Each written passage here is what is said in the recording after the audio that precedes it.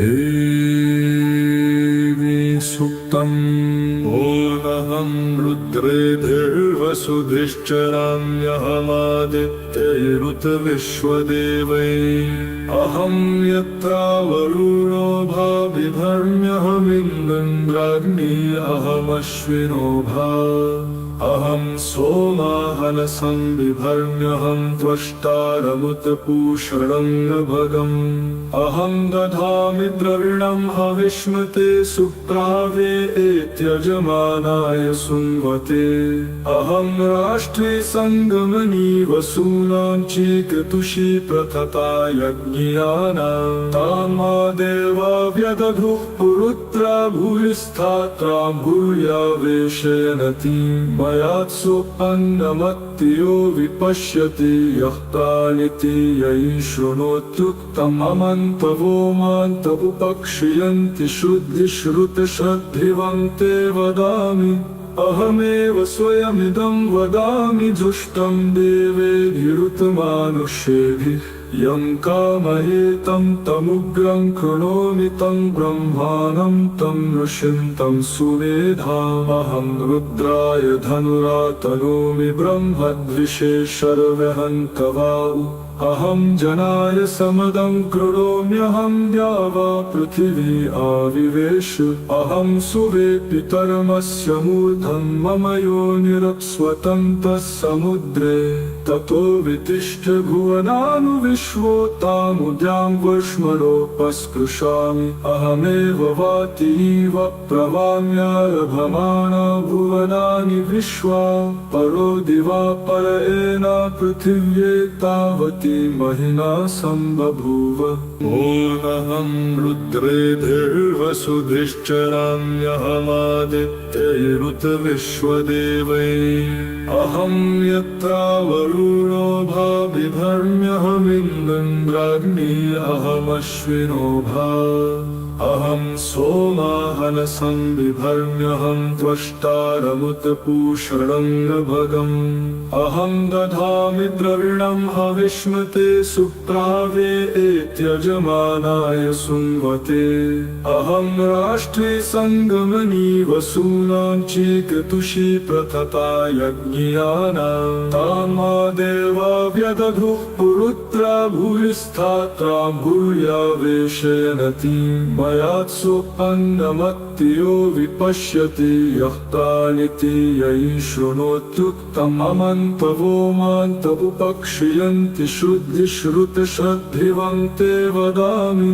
अहमेव स्वयमिदं वदामि जुष्टं देवेभिरुतमानुष्येभिः। यं कामयेतं तमुग्रं कृणोमि तं ब्रह्माणं तं ऋषिं तं सुमेधामहं रुद्राय धनुरातनोमि ब्रह्मद्विषे शर्वहन्तवाउ। अहं जनाय समदं कृणोम्यहं द्यावा पृथिवी आविवेश। अहं सुरे पितरमस्य मूर्धं मम योनिरप्स्वतन्तः समुद्रे। ततो वितिष्ठ भुवनानुविश्वोतामुद्यां वर्ष्मणोपस्पृशामि। अहमेव वातीव प्रवाम्यारभमाना भुवनानि विश्वा।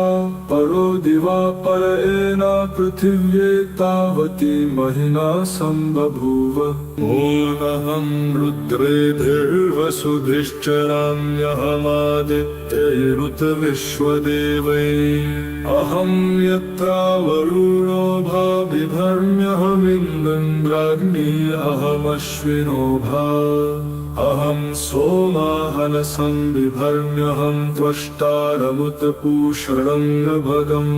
अहं दधामि द्रविणं हविष्मते सुप्रावे एत्यजमानाय सुन्वते। अहं राष्ट्रे सङ्गमनी वसूनां चीकतुषी प्रथता यज्ञियानां। तामा देवा व्यदधुः पुरुत्रा भूयिस्थात्रां भूयावेशयनतीं। मयात्सोपन्नमत्तियो विपश्यति यः प्राणिति यैः शृणोत्युक्तम्। अमन्तवो मान्त उपक्षियन्ति शुद्धिश्रुतश्रद्धिवन्ते वदामि। अहमेव स्वयमिदं वदामि जुष्टं देवेभिरुतमानुष्येभिः। यं कामये तं तमुग्रं कृणोमि तं ब्रह्माणं तं ऋषिन्तं सुमेधामहं रुद्राय धनुरातनोमि ब्रह्मद्विषे शर्वहन्तवाउ अहं जनाय समदं कृणोम्यहं द्यावा पृथिवी आविवेश अहं सुवे पितरमस्य मूर्धं मम योनिरस्वतन्तः समुद्रे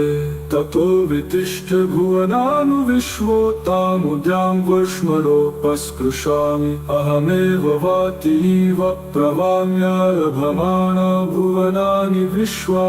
परो दिवा परएन पृथिव्ये तावती महिना सम्बभूव ओमहं रुद्रेभिर्वसुधिश्चराम्यहमादित्यैरुतविश्वदेवैः अहं यत्रा वरुणो भा बिभर्म्यहमिन्द्राग्नी अहमश्विनो भा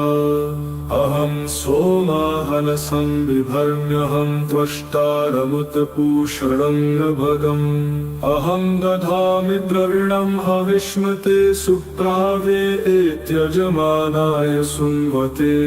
अहं राष्ट्रे सङ्गमनी वसूनां चीकतुषी प्रथता यज्ञियानां तामा देवा व्यदधुः पुरुत्रा भूयिष्ठात्रां भूयावेशयनतीं मयात्सु अन्नमत्तियो विपश्यति यः प्राणिति यै शृणोत्युक्तम् अमन्तवो मान्त उपक्षियन्ति शुद्धिश्रुतश्रद्धिवन्ते वदामि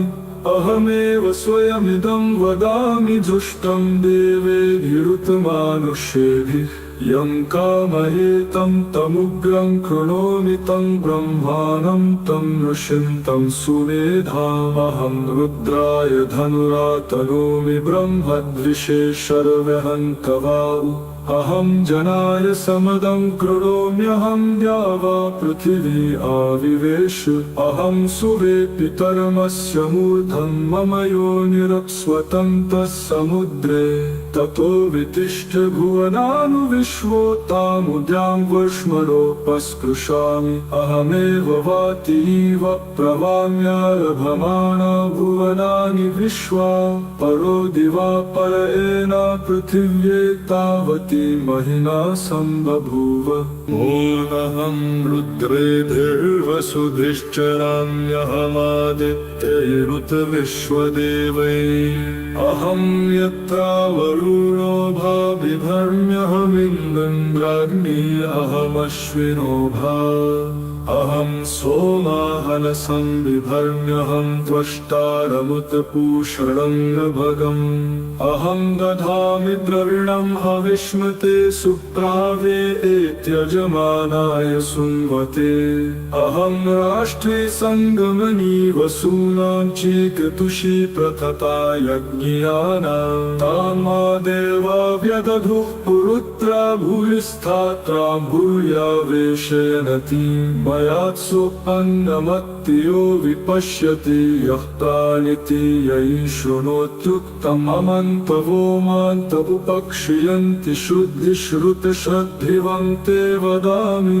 अहमेव स्वयमिदं वदामि जुष्टं देवेभिरुतमानुष्येभिः यं कामये तं तमुग्रं कृणोमि तं ब्रह्माणं तं ऋषिन्तं सुमेधामहं रुद्राय धनुरातनोमि ब्रह्मद्विषे शर्वहन्तवाउ अहं जनाय समदं कृणोम्यहं द्यावा पृथिवी आविवेश अहं सुवे पितरमस्य मूर्धं मम योनिरस्वतन्तः समुद्रे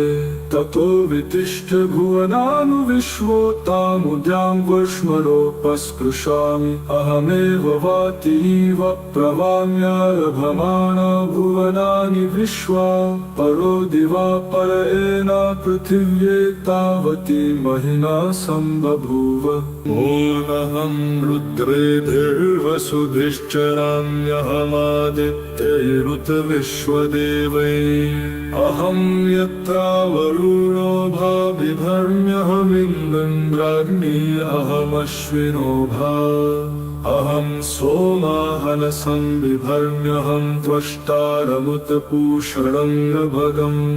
अहं दधामि द्रविणं हविष्मते सुप्रावे एत्यजमानाय सुन्वते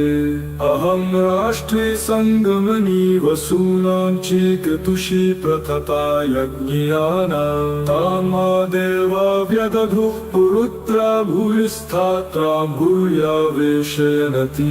मयात्सु अन्नमत्तियो विपश्यति यः प्राणिति ययि शृणोत्युक्तम् अमन्तवो मान्त उपक्षयन्ति शुद्धिश्रुतश्रद्धिवन्ते वदामि अहमेव स्वयमिदं वदामि जुष्टं देवेभिरुतमानुष्येभिः यं कामयेतं तमुग्रं कृणोमि तं ब्रह्माणं तं ऋषिं तं सुमेधामहं रुद्राय धनुरातनोमि ब्रह्मद्विषे शर्वहन्तवाउ अहं जनाय समदं कृणोम्यहं द्यावा पृथिवी आविवेश अहं सुरे पितरमस्य मूर्धं मम योनिरप्स्वतन्तः समुद्रे ततो वितिष्ठ भुवनानुविश्वोतामुद्यां वर्ष्मणोपस्पृशामि अहमेव वातीव प्रवाम्यारभमाना भुवनानि विश्वा परो दिवा पर एना पृथिव्ये तावती महिना सम्बभूव ओमहं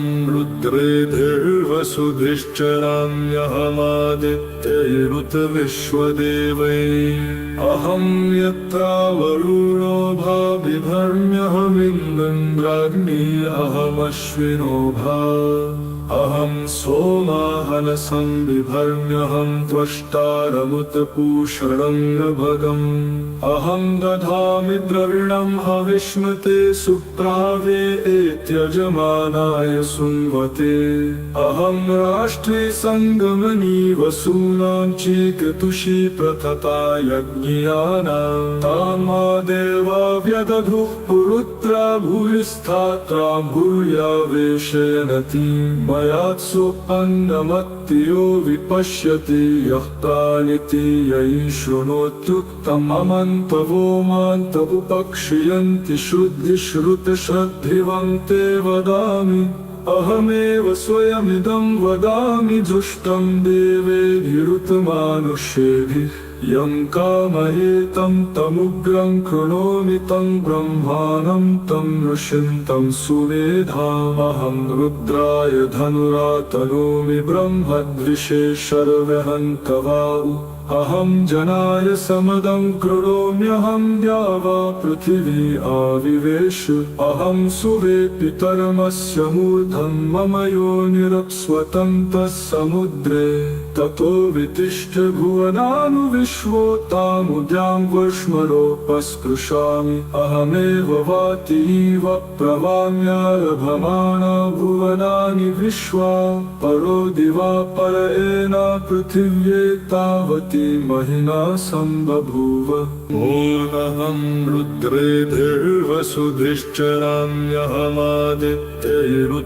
रुद्रेर्वसुधिश्चराम्यहमादित्यैरुतविश्वदेवैः अहं यत्रावरुणो भा बिभर्म्यहमिन्द्राग्नी अहमश्विनो भा अहं सोमाहनसं बिभर्म्यहं त्वष्टारमुतपूषणङ्गभगम् अहं दधामि द्रविणं हविष्मते सुप्रावे एत्यजमानाय सुन्वते अहं राष्ट्रे सङ्गमनी वसूनां चीकतुषी प्रथता यज्ञियानां तामा देवा व्यदधुः पुरुत्रा भूयिष्ठात्रा भूयावेशयनति मयात्सु अन्नमत्तियो विपश्यति यः प्राणिति ययि शृणोत्युक्तम् अमन्तवो मान्त उपक्षयन्ति शुद्धिश्रुतश्रद्धिवन्ते वदामि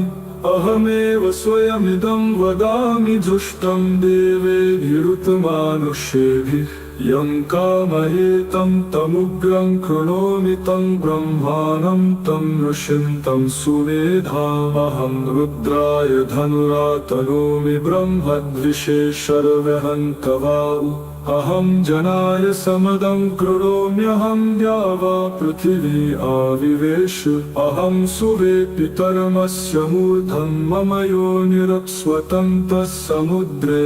ततो वितिष्ठ भुवनानुविश्वोतामुद्यां वर्ष्मणोपस्पृशामि अहमेव वातीव प्रवाम्यारभमाना भुवनानि विश्वा परो दिवा परयेन पृथिव्ये तावती महिना सम्बभूव ओमहं रुद्रेभिर्वसुधिश्चराम्यहमादित्यैरुत विश्वदेवैः अहं यत्रावरुणो भाबिभर्म्यहमिन्द्राग्नी अहमश्विनो भा अहं सोमाहनसं बिभर्म्यहं त्वष्टारमुतपूषणं भगम् अहं दधामि द्रविणं हविष्मते सुप्रावे एत्यजमानाय सुन्वते अहं राष्ट्रे सङ्गमनी वसूनां चेकतुषी प्रथता यज्ञियानां तामा देवा व्यदधुः पुरुत्रा भूयिस्थात्रां भूयावेशयनति मयात्सोऽन्नमत्तियो विपश्यति यः तानिति यैः शृणोत्युक्तम् अमन्तवो मान्तवुपक्षयन्ति शुद्धिश्रुतश्रद्धिवन्ते वदामि अहमेव स्वयमिदं वदामि जुष्टं देवेभिरुतमानुष्येभिः यं कामये तं तमुग्रं कृणोमि तं ब्रह्माणं तं ऋषिं तं सुमेधा अहं रुद्राय धनुरातनोमि ब्रह्मद्विषे शर्वहन्तवाउ अहं जनाय समदं कृणोम्यहं द्यावा पृथिवी आविवेश अहं सुरे पितरमस्य मूर्धं मम योनिरप्स्वतन्तः समुद्रे ततो वितिष्ठ भुवनानुविश्वोतामुद्यां वर्ष्मणोपस्पृशामि अहमेव वातीव प्रवाम्यारभमाना भुवनानि विश्वा परो दिवा परयेन पृथिव्ये तावती महिना सम्बभूव ओमहं रुद्रेभिर्वसुधिश्चराम्यहमादित्यैरुत विश्वदेवैः अहं यत्रावरुणो भाबिभर्म्यहमिन्द्राग्नी अहमश्विनो भा अहं सोमाहनसं बिभर्म्यहं त्वष्टारमुतपूषणं भगम् अहं दधामि द्रविणं हविष्मते सुप्रावे एत्यजमानाय सुन्वते अहं राष्ट्रे सङ्गमनी वसूनां चेकतुषी प्रथता यज्ञियानां तामा देवा व्यदधुः पुरुत्रा भूयिस्थात्रां भूयावेशयनति मयात्सोऽन्नमत्तियो विपश्यति यः तानिति यैः शृणोत्युक्तम् अमन्तवो मान्तवुपक्षयन्ति शुद्धिश्रुतश्रद्धिवन्ते वदामि अहमेव स्वयमिदं वदामि जुष्टं देवेभिरुतमानुष्येभिः यं कामये तं तमुग्रं कृणोमि तं ब्रह्माणं तं ऋषिं तं सुमेधा अहं रुद्राय धनुरातनोमि ब्रह्मद्विषे शर्वहन्तवाउ अहं जनाय समदं कृणोम्यहं द्यावा पृथिवी आविवेश अहं सुरे पितरमस्य मूर्धं मम योनिरप्स्वतन्तः समुद्रे ततो वितिष्ठ भुवनानुविश्वोतामुद्यां वर्ष्मणोपस्पृशामि अहमेव वातीव प्रवाम्यारभमाना भुवनानि विश्वा परो दिवा परयेन पृथिव्ये तावती महिना सम्बभूव ओमहं रुद्रेभिर्वसुधिश्चराम्यहमादित्यैरुत विश्वदेवैः अहं यत्रावरुणो भाबिभर्म्यहमिन्द्राग्नी अहमश्विनो भा अहं सोमाहनसं बिभर्म्यहं त्वष्टारमुतपूषणं भगम् अहं दधामि द्रविणं हविष्मते सुप्रावे एत्यजमानाय सुन्वते अहं राष्ट्रे सङ्गमनी वसूनां चेकतुषी प्रथता यज्ञियानां तामा देवा व्यदधुः पुरुत्रा भूयिष्ठात्रा भूया वेशयनति मयात्सुपन्नमत्तियो विपश्यति यः प्राणिति ययि शृणोत्युक्तममन्तवो मान्तवुपक्षयन्ति शुद्धिश्रुतश्रद्धिवन्ते वदामि अहमेव स्वयमिदं वदामि जुष्टं देवेभिरुतमानुष्येभिः यं कामयेतं तमुग्रं कृणोमि तं ब्रह्माणं तं ऋषिं तं सुमेधामहं रुद्राय धनुरातनोमि ब्रह्मद्विषे शर्वहन्तवाउ अहं जनाय समदं कृणोम्यहं द्यावा पृथिवी आविवेश अहं सुवे पितरमस्य मूर्धं मम योनिरप्स्वतन्तः समुद्रे ततो वितिष्ठ भुवनानुविश्वोतामुद्यां वर्ष्मणोपस्पृशामि अहमेव वातीव प्रवाम्यारभमाना भुवनानि विश्वा परो दिवा पर एना पृथिव्ये तावती महिना संबभूव ॐ शान्ति शान्ति शान्ति।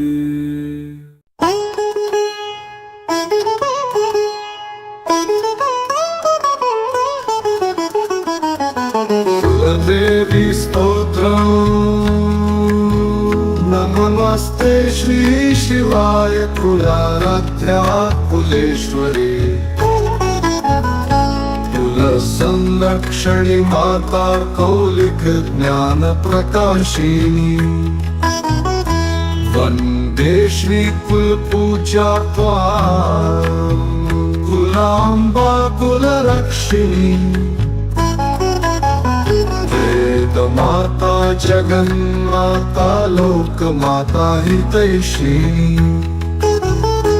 आदिशक्ति समुद्भूता त्वया हि कुल स्वामिनी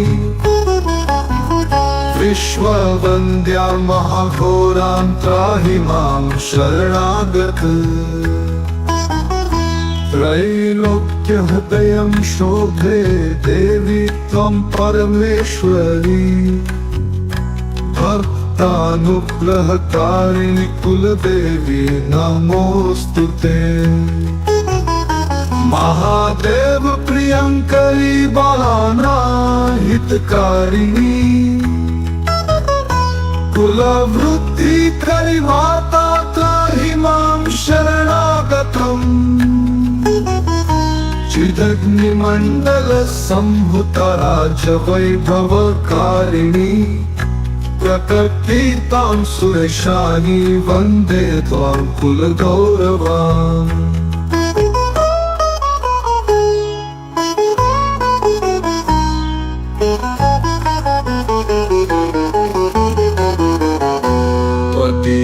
कुले जात त्वामेव शरणमगत ततवत्सलोऽहम् आद्ये त्वं रक्ष रक्षाधुना कुलाष्टकमिदं पुण्यं नित्यं यः सुकृति पठेत् तस्य वृद्धिकुले जात प्रसन्ना कुलेश्वरी कुलदेवी स्तोत्रमिदं सुपुण्यं ललितं तथा अर्पयामि भवत भक्त्या त्राहि मां शिवगेहिनी नमस्ते श्री शिवाय कुलाराध्या कुलेश्वरी कुलसंरक्षणी माता कौलिक ज्ञान प्रकाशिनी वंदे श्री कुल पूजा कुलांबा कुलरक्षिणी वेद माता जगन्माता लोक माता हितैषिणी आदिशक्ती समुद्भूता त्वया हि कुलस्वामिनी विश्ववन्द्या महाघोरां त्राहि मां शरणागत त्रैलोक्यहृदयं शोभे देवी त्वं परमेश्वरी भक्तानुग्रहकारिणि कुलदेवी नमोस्तुते महादेव प्रियंकरी बालाना हितकारिणी कुलवृद्धि करि माता त्राहि मां शरणागतम् चिदग्निमण्डल संभुता राजवैभवकारिणी प्रकटीतां सुरेशानी वन्दे त्वां कुलगौरवाम्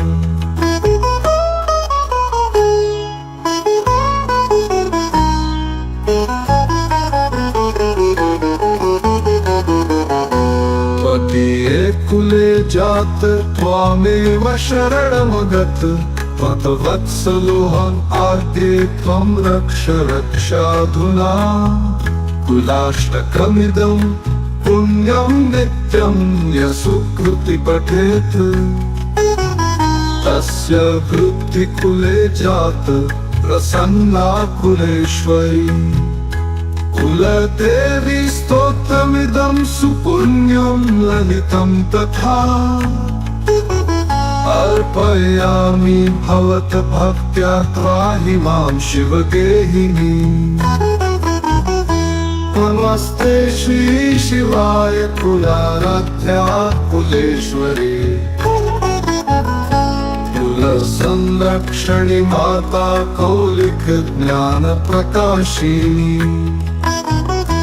वन्दे श्री कुलपूजा त्वां कुलाम्बा कुलरक्षिणी माता जगन्माता लोकमाता हितैषिणी आदिशक्ति समुद्भूता त्वया हि कुलस्वामिनी विश्ववन्द्या महाघोरां त्राहि मां शरणागत त्रैलोक्यहृदयं शोभे देवी त्वं परमेश्वरी भक्तानुग्रहकारिणि कुलदेवी नमोस्तुते महादेव प्रियंकरी बालाना हितकारिणी कुलवृद्धि करि माता त्राहि मां शरणागतम् चिदग्निमण्डल संभुता राजवैभवकारिणी प्रकटीतां सुरेशानी वन्दे त्वां कुलगौरवाम्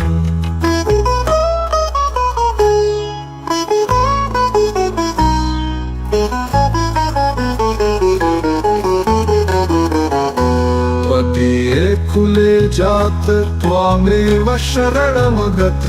त्वत्वत्सलोऽहम् आद्ये त्वं रक्ष रक्षाधुना कुलाष्टकमिदं पुण्यं नित्यं यशुकृति पठेत्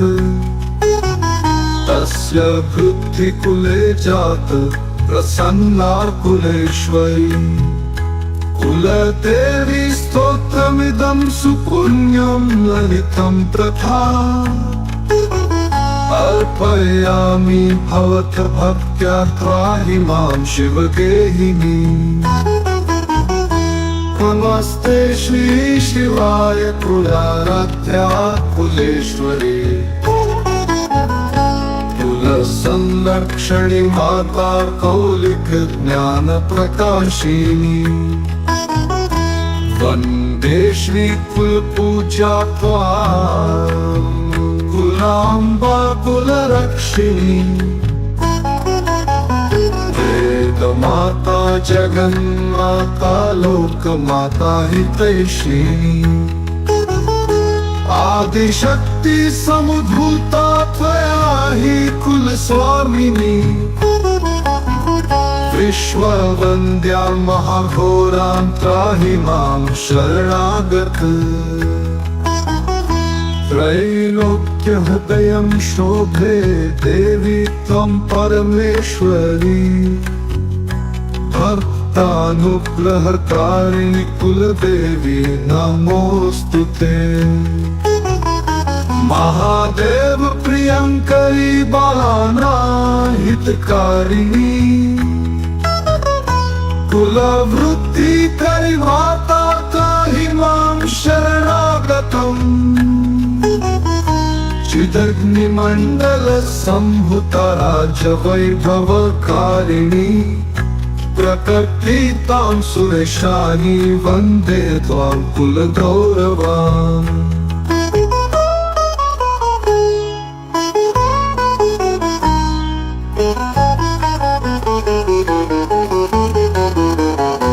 पतिये कुले जात त्वामेव शरणमगत पतवत्सलोऽहम् आद्ये त्वं रक्ष रक्षाधुना कुलाष्टकमिदं पुण्यं नित्यं यः सुकृति पठेत् तस्य वृद्धिकुले जात प्रसन्ना कुलेश्वरी कुलदेवी स्तोत्रमिदं सुपुण्यं ललितं तथा अर्पयामि भवत भक्त्या त्राहि मां शिवगेहिनी नमस्ते श्री शिवाय कुलाराध्या कुलेश्वरी कुलसंरक्षणि माता कौलिक ज्ञान प्रकाशिनी वन्दे श्री कुलपूजा त्वां कुलाम्बा कुलरक्षिणी वेदमाता जगन्माता लोकमाता हितैषिणी आदिशक्ति समभूता त्वया हि कुलस्वामिनी विश्ववन्द्या महाघोरां त्राहि मां शरणागत त्रैलोक्यहृदयं शोभे देवी त्वं परमेश्वरी भक्तानुग्रहकारिणि कुलदेवी नमोस्तुते महादेव प्रियंकरी बालाना हितकारिणी कुलवृद्धि करि माता त्राहि मां शरणागतम् चिदग्निमण्डल संहुता राजवैभवकारिणी प्रकटितां सुरेशानि वन्दे त्वां कुलगौरवाम्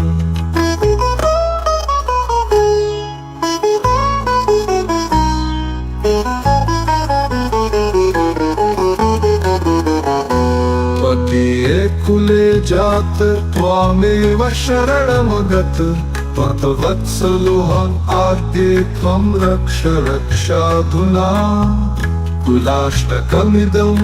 पुण्यं नित्यं यः सुकृति पठेत् तस्य वृद्धिकुले जात प्रसन्ना कुलेश्वरी कुलदेवी स्तोत्रमिदं सुपुण्यं ललितं तथा अर्पयामि भवत भक्त्या त्राहि मां शिवगेहिनी कुलदेवी स्तोत्रं सम्पूर्णम्